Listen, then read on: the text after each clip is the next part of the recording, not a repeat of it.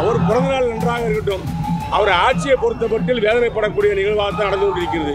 நேற்றைய தினம் சீமான் விஷயத்தில் நடந்து கொண்ட நிகழ்ச்சி, அவருடைய வீட்டு காவலாளி ஒரு மிலிட்ரி மேன் எல்லை பாதுகாப்படை வீரரை காவல்துறை செய்த ஒரு கைது நடவடிக்கையெல்லாம் பார்க்கின்ற பொழுது சர்வாதிகாரத்தனமான ஒரு ஆட்சியாகத்தான் இந்த ஆட்சியை மக்கள் பார்க்கின்றார்கள்.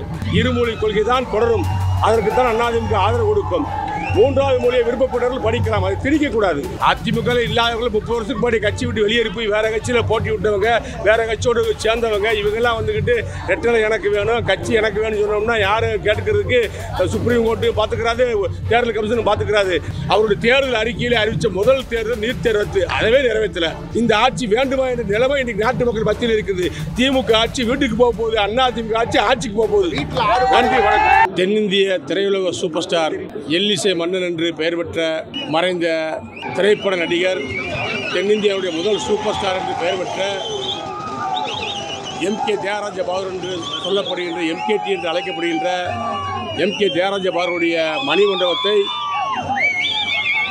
சட்டமன்றத்தில் அறிவித்து அவருக்கு முழு உருவ வெங்கல சிலை நிறுவி மணிமண்டபத்தை அமைத்து கொடுத்தவர் எங்களது அண்ணா திராவிட முன்னேற்ற கழக பொதுச் செயலாளர் எடப்பாடியார். அவர்தான் இன்றைக்கு முதல் முறையாக இயக்கத்தின் சார்பாக, அனைத்து அண்ணா திராவிட முன்னேற்றத்தின் சார்பாக மறைந்த தென்னிசை சூப்பர் ஸ்டார் MKT அவர்களுக்கு கட்சியின் சார்பாக அங்கீகாரம் கொடுக்கின்ற வகையில், விஸ்வரூப சமுதாயத்திற்கு அங்கீகாரம் கொடுக்கின்ற வகையில் 10 அதிமுக மூத்த நிர்வாகிகளை அனுப்பி அவருடைய திருவுருவச் சிலைக்கு மாலை அணிவித்து மரியாதை செய்ய அறிவிப்பு வெளியிட்டிருக்கின்றார். எடப்பாடியாருடைய ஆணையேற்று அவர் சார்பாக நாங்கள் 10க்கும் மேற்பட்ட கட்சியுடைய முக்கிய நிர்வாகிகளும், அண்ணா திராவிட முன்னேற்ற தொண்டர்களும், விஸ்வரூப சமுதாயத்தை சேர்ந்த நிர்வாகிகளும் இன்றைக்கு MKT சிலைக்கு மாலை அணிவித்திருக்கின்றோம். பிற்படுத்தப்பட்ட வகுப்பை சேர்ந்தவர்களுக்கும், சிறுபான்மை சமுதாயத்தை சேர்ந்தவர்களுக்கும், பெரும்பான்மை சமுதாய மக்களுக்கும், உண்மையாக தேசப்பட்டு உள்ள தலைவர்களுக்கும் மணிமண்டபங்கள் அமைத்து அவர்கள் பிறந்தநாள் விழாவிலே கௌரவிக்கின்ற நிகழ்ச்சியை தொடர்ந்து செய்து கொண்டிருக்கின்ற அரசு அம்மாவுடைய அரசு, எடப்பாடியார் அரசு என்பதை இன்றைக்கு நிரூபிக்கின்ற வகையிலே எடப்பாடியார் அவர்கள் அவருக்கு பெருமை சேர்க்கின்ற விதமாக எங்களை அனுப்பி வைத்திருக்கின்றார். MKT புகழ் ஓங்குக என்று சொல்லி நன்றியோடு விடைபெறுகின்றோம். நன்றி, வணக்கம். மண்டப பராமரிப்பு இல்லாத 2026 தேர்தலில் கூட்டணியில் மேலும் கட்சிகள் வாய்ப்பு, யாரு மேலும் பல கட்சிகள் வாய்ப்பு. அற்புதமான கூட்டணியை, அருமையான கூட்டணியை, வெற்றி கூட்டணியை கழக பொதுச் செயலாளர் அண்ணன் எடப்பாடியார் அமைப்பார். விடுதலை சிறுத்தைகள் 25 தொகுதிகள் தரவரோட கூட்டணிங்கிற மாதிரி அவங்க தொண்டர்கள் மாநில அதிமுக வெற்றி பெறக்கூடிய அளவுக்கு வலுவான கூட்டணியை எங்களுடைய பொதுச் செயலாளர், முன்னாள் முதலமைச்சர், வருங்கால தமிழகத்துடைய முதலமைச்சர், 2026 செயின்ட் ஜார்ஜ் கோட்டை அலங்கரிக்க போகின்ற முதலமைச்சர் எடப்பாடியார் தலைமையிலே ஒரு வெற்றி கூட்டணி அமையும். இன்னைக்கு முதலமைச்சருக்கு பிறந்த நாள். யாருக்கு? இன்னைக்கு முதலமைச்சருக்கு பிறந்த நாள். அவருடைய ஆட்சி எப்படி இருக்குது? அவர் பிறந்த நாள் நன்றாக இருக்கட்டும். அவர் ஆட்சியை பொறுத்தமட்டில் வேதனைப்படக்கூடிய நிகழ்வாக தான் நடந்து கொண்டிருக்கிறது.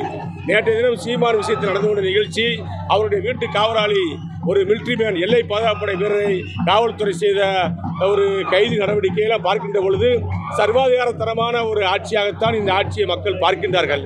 இது கண்டிக்கத்தக்கது. யாரு? அதிமுகவுக்கு கிளைக்கழகம் தோறும், கிராமங்கள் தோறும், குக்கிராமங்கள் தோறும் கிளைக்கழகங்கள் இருந்து பேரூராட்சி கழகம், நகரக் கழகம், மாவட்ட கழகம் அணிகள் சார்பாக பல கோடி தொண்டர்களை உள்ள கட்சி, 2 கோடிக்கு அதிகமான தொண்டர்கள் உள்ள மிகப்பெரிய கட்சி அனைத்து அண்ணா திராவிட முன்னேற்ற கழகம். இந்த கட்சியோடு போட்டி போடக்கூடிய அளவுக்கு தமிழகத்தில் எந்த கட்சிக்கும் வாய்ப்பு கிடையாது, இடமும் கிடையாது. மும்மொழி கொள்கையில் யார் நாடகமானாலும் சரி, எங்களுடைய பொதுச்செயலாளர் எடப்பாடியார் எடுத்திருக்கின்ற முடிவு, புரட்சித் தலைவர் எம்ஜிஆர் எடுத்திருக்கின்ற முடிவு, புரட்சித் தலைவர் அம்மா அவர்கள் எடுத்த முடிவை தான் எங்கள் பொதுச்செயலாளர் எடப்பாடியார் அறிவித்திருக்கின்றார். இருமொழி கொள்கை தான் தொடரும். அதற்கு தான் அதிமுக ஆதரவு கொடுக்கும். மூன்றாவது மொழியை விருப்பப்பட்டவர்கள் படிக்கலாம், அதை திணிக்கக்கூடாது என்ற அறிவிப்பை எங்களுடைய பொதுச்செயலாளர் சொல்லியிருக்கிறார். இதுதான் கட்சியினுடைய நிகழ்வு, கட்சியினுடைய முடிவு.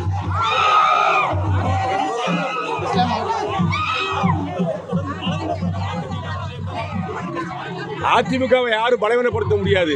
அதிமுக இல்லாதவர்கள் 30 வருஷத்துக்கு முன்னாடி கட்சி விட்டு வெளியேறி போய் வேற கட்சியில் போட்டி விட்டவங்க, வேற கட்சியோடு சேர்ந்தவங்க, இவங்கெல்லாம் வந்துக்கிட்டு ரெட்டலை எனக்கு வேணும், கட்சி எனக்கு வேணும்னு சொன்னோம்னா யாரும் கேட்டுக்கிறதுக்கு சுப்ரீம் கோர்ட்டு பார்த்துக்கிறாரு, தேர்தல் கமிஷன் பார்த்துக்கிறாரு. அது அதிமுக தொடர்ந்து பார்த்துக்கிற மாட்டாங்க, பார்த்துட்டு இருக்க மாட்டாங்க. அவர்களுக்கெல்லாம் கட்சியில் தொடர்பே இல்லாதவங்க, கட்சி விட்டு வெளியேறி வேற கட்சியில் நின்னாச்சு. ஆகவே கட்சியில் சேரணும்னு சொன்னால் எடப்பாடியார் பொதுச் செயலகத்தில் கடிதம் கொடுத்து அவர் விருப்பப்பட்டால் சேர்ப்பார்கள். இதுதான் கட்சியினுடைய நடைமுறை ஒழிய இன்றைக்கு அதிமுக தலைவர் எம்ஜிஆருக்கு பின்னாடி புரட்சித் அம்மாவுக்கு பின்னாடி எடப்பாடியுடைய பொற்கரங்களை பத்திரமாக பாதுகாக்கப்பட்டிருக்கின்றது. அவர் சொல்வதுதான் அதிமுக வேதவாக்கு. அது பற்றி எடப்பாடியார் முடிவெடுப்பார். தேர்தல் வருகின்ற நேரத்தில் தேர்தல் நெருங்கிற நேரத்தில் அற்புதமான கூட்டணி அமைப்பார். தமிழ்நாட்டு மக்களுக்கும் தமிழ்நாட்டுக்கும் தேவையான ஒரு நல்ல கூட்டணி அமைப்பார். இன்றைக்கு இந்தியாவிலேயே மத்திய அரசை சார்ந்து ஒரு கட்சி இருக்கும், இல்லை மாநில அரசை சார்ந்து ஒரு கட்சி இருக்கும். ரெண்டு ஆளுங்கட்சி எதிர்த்து கட்சியை நடத்துகின்ற ஒரே திறமை உள்ள எதிர்கட்சி தலைவராக இருக்கக்கூடியவர் எங்களுடைய பொதுச் செயலாளர் அனைத்து இந்திய அண்ணா திராவிட முன்னேற்ற பொதுச் செயலாளர் எடப்பாடியார் தான்.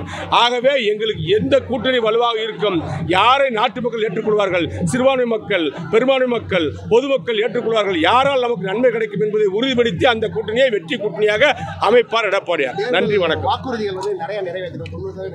யாரு முதல் அறிவிச்சது நீட் தேர்வு ரத்து. அவருடைய தேர்தல் அறிக்கையிலே அறிவிச்ச முதல் தேர்தல் நீட் தேர்வு ரத்து. அதவே நிறைவேற்றல.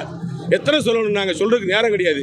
அவர் திமுகவில் மு.க. ஸ்டாலின் அறிவித்த தேர்தல் அறிக்கை 2021 அறிக்கையில் எதுவுமே நிறைவேற்றப்படவில்லை. மக்களுக்கான திட்டங்கள் நீட் தேர்வு ரத்து கிடையாது, மாணவர்கள் கடன் ரத்து கிடையாது, எல்லாமே ரத்து கிடையாது.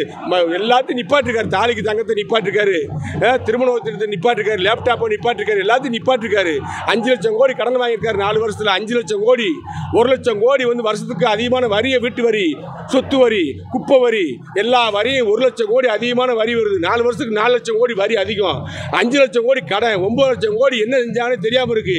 இந்த ஆட்சி வேண்டுமா என்ற நிலைமை இன்னைக்கு நாட்டு மக்கள் மத்தியில் இருக்குது. திமுக ஆட்சி வீட்டுக்கு போக போகுது, அதிமுக ஆட்சி ஆட்சிக்கு போக போகுது. நன்றி, வணக்கம்.